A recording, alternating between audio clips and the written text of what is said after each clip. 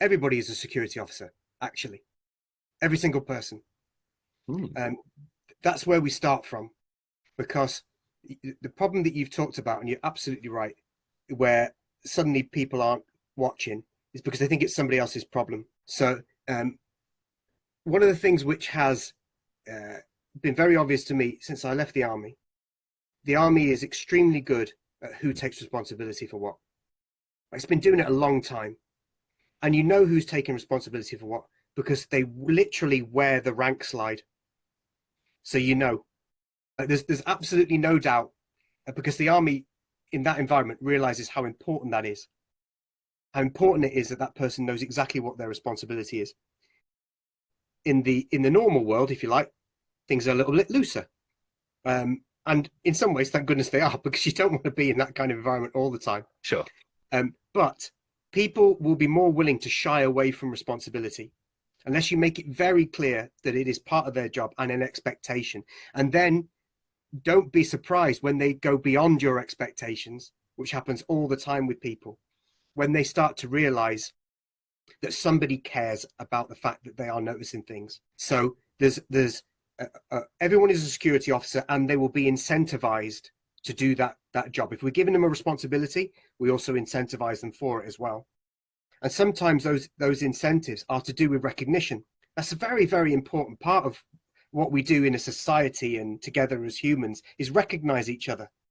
Like, it's a tremendous motivation. Status arguably is a greater motivation than money once you reach a certain level where you can live. So as a manager, I think that you need to be persistent and clear in your message that everybody is a security officer.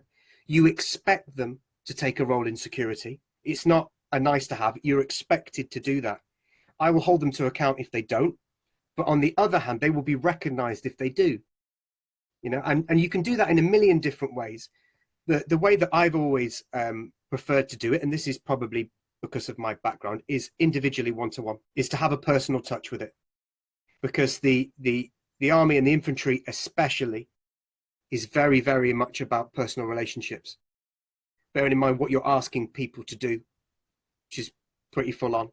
And they're not going to do it for the money that they make, I can tell you that. They're definitely not going to do it for that, because who would face that kind of danger just for money? Like, it's ridiculous. Do something else, you know? So you do learn that personal relationship is very, very important. And we also have people within the organization who are very, very good at that. And I've been absolutely delighted to be able to learn from them, people within the wider sort of security community of the place. They are experts. I am learning. You know, they've been doing it for a lot longer than I have in many different situations.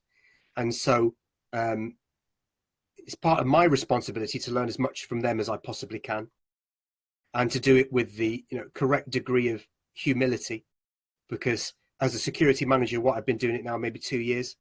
I've been in security before, sure, but in this particular role, again, if you don't know, I was talking about before, if you're anxious about something, you go and ask someone who knows more than you do, and that desire to want to ask and be humble about it, and then properly listen when they speak to you and take it on board is very, very important. Something that I do to keep developing that is, I've been involved in martial arts for a long time now, and if you're doing martial arts correctly and diligently, then you can't be anything else other than humble. And that's why I continue to do it ritualistically, i.e. 3 to 4 times every week. It's a ritual, it's a habit. It hopefully breeds the things that I want it to breed, which is particularly humility.